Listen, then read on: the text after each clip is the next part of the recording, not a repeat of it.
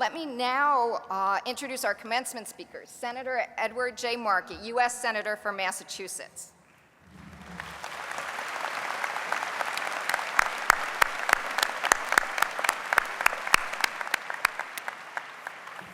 Senator Markey is a Massachusetts native who has served his state and his country throughout his career. He served in the U.S. Army Reserve and was elected to the Massachusetts State House, representing Malden and Melrose for 2 terms. Senator Markey then went on to a distinguished 37-year career in the U.S. House of Representatives. In 2013, he was elected to the U.S. Senate.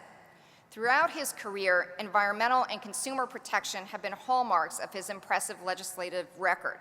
In 2009, he co-authored the American Clean Energy and Security Act with California Representative Henry Waxman.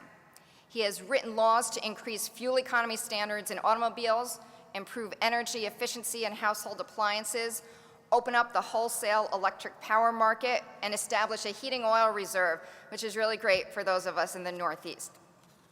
The many telecommunications options that we take for granted today, whether it's choosing a cell phone company, a TV broadcaster, or a wireless provider, are thanks in part to the legislative work of Senator Markey. During the 1990s, he wrote legislation that opened the cable TV industry to competition from the satellite dish industry, created opportunities for new wireless phone companies to enter the consumer market, and fostered increased competition among providers of what was then that great new technology, the internet. More recently, he introduced the Open Internet Preservation Act of 2014. The bill is intended to restore net neutrality and ensure the full resources of the internet remain open to all individuals and businesses.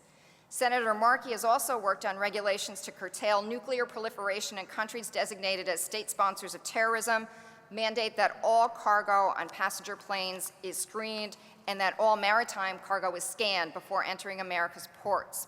He is the author of some of the most important Wall Street reforms since the Great Depression, including statutes that strengthen penalties against insider trading, improve federal oversight over the stock and futures markets, and reformed regulation of the government securities market. I'm going to stop now because I'm at the risk of the introduction being longer than the speech, but it gives you a sense of how distinguished our speaker is today, and it's indeed my honor to ask you to join me in welcoming United States Senator Edward Markey.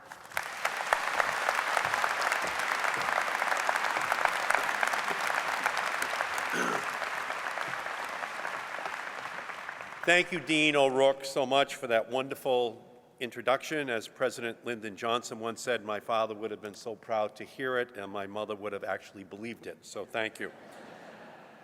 Dean O'Rourke, faculty, parents, and above all, graduates, I honor your achievement here today, and thank you for the invitation to be with you today.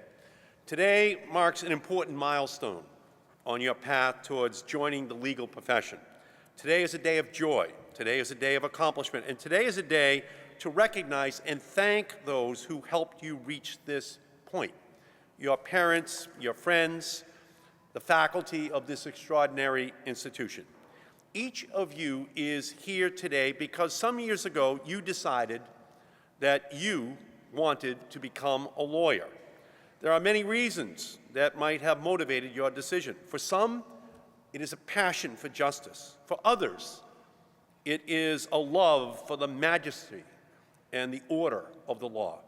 And there are those who are really longing to spend their days billing clients in 6-minute increments. Some of you, like me, may have been initially inspired by a stirring tale of a movie or a TV show or a book. Many years ago, I had a chance to meet the great actor Gregory Peck.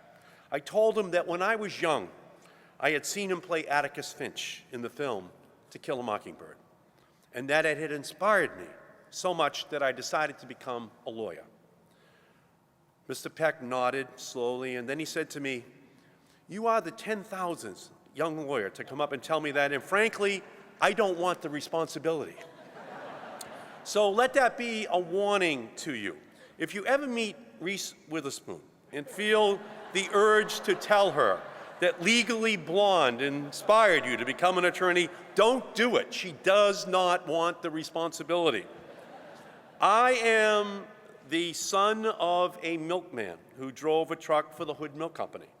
My mother had to abandon her college dreams when her mother, my grandmother, died. So my mother had to raise the younger sisters in the family. I am the first person in my family to graduate from college. I was a commuter living at home in Malden, 5 miles from here, with my parents and 2 brothers, all through college and all through law school. My mother used to say that she was going to donate my brain to Harvard Medical School as a completely unused human organ. And she would say that after saying that I had to learn how to work smarter and not harder. And that is what your law school education has done for you. It has taught you how to work smarter. When I stepped into my first law school class, when the torts professor came into that room, I had no idea what a tort was.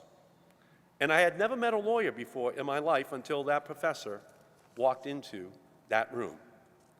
6 years later, when I flew down to Washington, D.C. to be sworn in as a United States Congressman at the age of 30, it was the first time I had ever been to Washington, D.C. If you look up blind faith in the dictionary, you'll see my face right next to it. That is what is now possible for you, to realize your dreams, this skill set that you've been given. When I started law school, there were very few women, very few minorities who were admitted to law schools in America. That has changed. Attitudes have changed. The laws have changed for the better. This class, from your dean to all of you receiving degrees today, including the 49 countries represented in the LLM program, now looks like the United States of America and the United Nations. That's a far better country than it was when I started in law school. I do know this. I am here today, and you are here today, because we have been given the opportunities that were beyond the reach of many in past generations. Something good happened to our families in the 20th century so that we could choose our own paths and succeed in the 21st century. Of the 6 billion people on the planet, most of them would trade places with you right now, and not just because you have 3 parties to go to tonight. They would trade places with you because you are in the 1/2 of 1% of the most privileged people who have ever lived in the history of the planet, now that you have a Boston University law degree. The collective power of this class of lawyers is awesome. Amazing things are going to be achieved by the people who are sitting here this morning. For the past few years, you've been immersed in learning the law. And the privilege of graduating today is that you get to spend 3 more months doing the exact same thing to pass the bar. Studying for the bar during the summer after you've finished law school is so that you will finally understand the cruel part of cruel and unusual punishment. This is just one of the immediate demands that you now face that can feel overwhelming, like starting a new job, perhaps moving to a new city or new state, and finding some way to make a dent in your mountain of debt. Over the past 3 years, you may have studied bankruptcy law, but I'm sure you don't want to have a personal experience in this field. You are now one of the 40 million Americans who owe more than $1 trillion in student loans. And for the next few years, it might just feel like JD stands for just debt. Because now that you're finally done lugging your immense torts and property law books onto the green line, like the Greek tale of Sisyphus, that load has been replaced by the crushing weight of student loan debt, not to mention the chilling prospect of several more years of eating instant ramen. That's wrong, and I'm not just talking about the ramen. We need to help graduates refinance their loans to pay lower rates like you can do with a car or a home. We need to expand financial assistance programs, not cut them. We have to lower the cost of an education by law so that interest rates on student loans are affordable for young people in this country. The big dreams.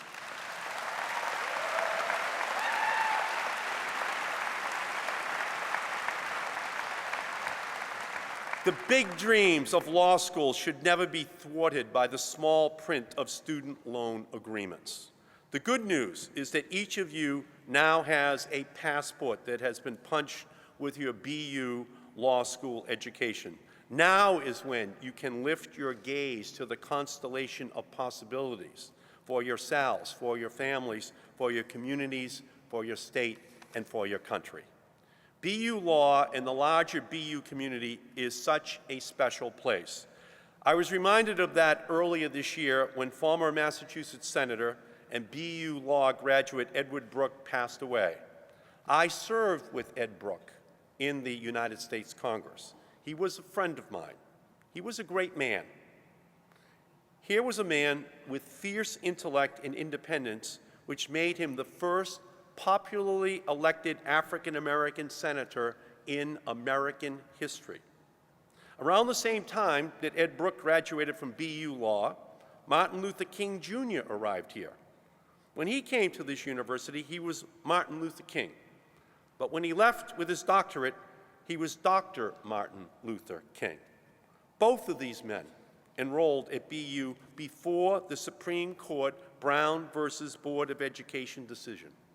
Ed Brooke came here after graduating from Howard University in Washington, D.C. Martin Luther King from Morehouse College in Atlanta.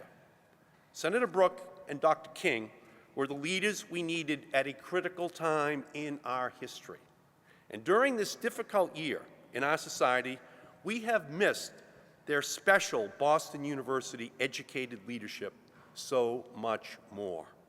Because in Ferguson, in Charleston, in Cleveland, in Baltimore, in Boston, and in cities across America, men and women of every race and ethnicity are talking and taking to the streets to demand justice. They are standing up, lying down, marching, chanting, crying, and pleading for justice. They represent the reason why our country has progressed and persevered for centuries. Because at the core of our Constitution and in the hearts of Americans is the unending pursuit of equal justice under law. What you learned here at BU Law School is what we all know to be true, that equal justice is the surest and the safest path towards the peace we all seek for our families, for our communities, and for our country. And I am here to tell you today that you can do well and you can do good at the same time. Here are a few examples where you as lawyers can fight for justice and make a difference in the generational challenges facing our world. You can defend human rights, the flouting of international law by Russia, the savagery of the Syrian civil war, young women raped in India. These are challenges to the principles embodied in the Universal Declaration of Human Rights. Look to Nigeria, where militants have kidnapped hundreds of girls because they dared to go to school, or Pakistan, where the Taliban shot and nearly killed Malala on her bus to school. Last year, Malala was awarded the Nobel Peace Prize for her courage. These extremists know that once knowledge is gained, the pursuit of truth and freedom cannot be denied. Over the portal of the Boston Public Library, the inscription reads, "The Commonwealth requires the education of the people as the safeguard of order and liberty." Those Nigerian girls, Malala and you, are the guardians of the world order and liberty. You don't have to bring a case in the World Court, although you could. You can help a victim of genocide file an asylum application. You can represent a young girl who has been trafficked into prostitution, or you can represent a young girl or boy in trouble in your own community. You can also defend human rights in our country by working to end the disparities that plague the United States criminal justice system, by providing the poor with legal representation, or by protecting the privacy of ordinary Americans from unconstitutional prying eyes in the government or private corporations. 11 years ago, Massachusetts became the first state to recognize same-sex marriage. The Supreme Court will rule on that issue for our nation in the next few weeks. Opponents may fight this progress, but love and the law will overrule all objections. Martin Luther King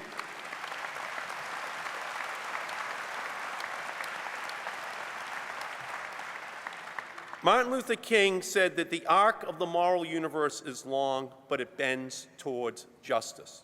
But the truth is that in almost every case of injustice, there were many people jumping on that arc and forcing it to bend downwards. And lawyers have always been in the forefront of that effort to bend the arc of history towards justice. And all of you must now continue to bend that arc. As lawyers from Boston University, that is your moral responsibility. You must also work to fight income inequality in our land of plenty. Too many go without. In America today, nearly half of those who grew up in families in the bottom fifth of income earners will stay there as adults. The average American household made less in 2012 than it did in 1989. Meanwhile, in 2013, the top 25 hedge fund managers, just 25 people in 2013, made more than twice as much as every single kindergarten teacher in the United States combined. Who contributed more to society last year? 25 hedge fund managers or every kindergarten teacher in our country? Women still make 78 cents on the dollar that men earn. We need to ensure that women make the same pay as men for doing the exact same work. That is the time that America has arrived at.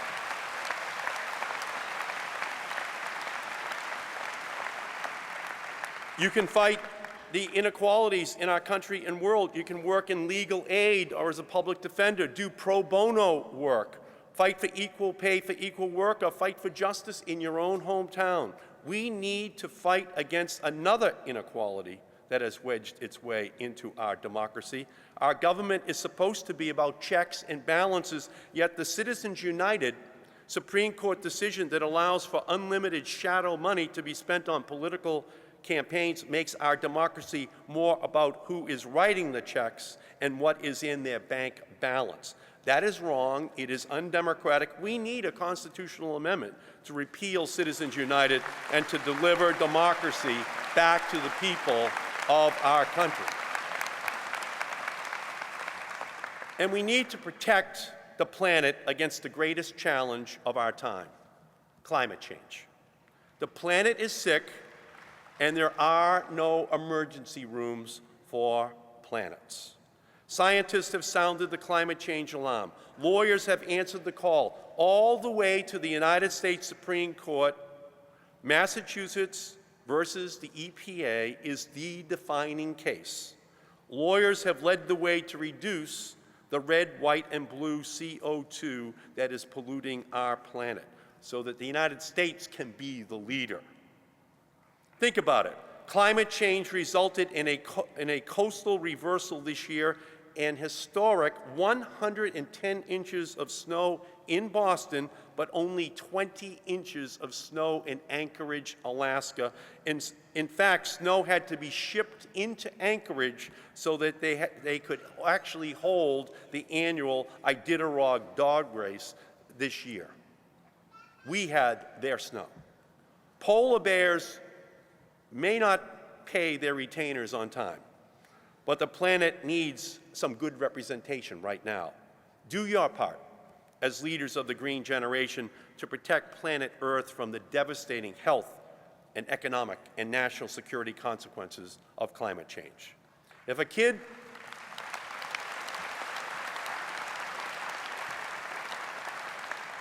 from Malden, as a commuter, can ultimately write the laws that moved our country to wind and solar and plug-in hybrids and all-electric vehicles, then you have the ability to make a difference in anything you decide that you are going to change with your careers. And protect and grow our interconnected society. When I was authoring telecommunications laws in the early 1990s, not one home in America had broadband. And mobile devices we take for granted weren't yet invented. A 12-year-old now believes it's a constitutional right to have a 50-inch HD screen on at all times. And now we have an ecosystem of devices, services, and apps that allow you never again to look up from your phone. And I can see many of you out there right now looking at your phone and not listening to me. And I'm very proud of that revolution. And I hope that we reach a day when no one ever has to look up again and ever communicate with another human being. But while I was writing those laws, I also made sure that over the last 15 years, $35 billion was spent to wire every classroom for poor children in the country so that they can be online with the wealthiest in our society as well. What this technology has provided is a democratization of opportunity, bringing knowledge across communities and countries simultaneously. Now, some of you may think that you have a constitutional right to watch a cat video while posting to Facebook and downloading a new app all at the same time. But the idea that the internet should be free and open, what people call net neutrality, has been under attack. Without a truly open internet, our innovation economy could be harmed.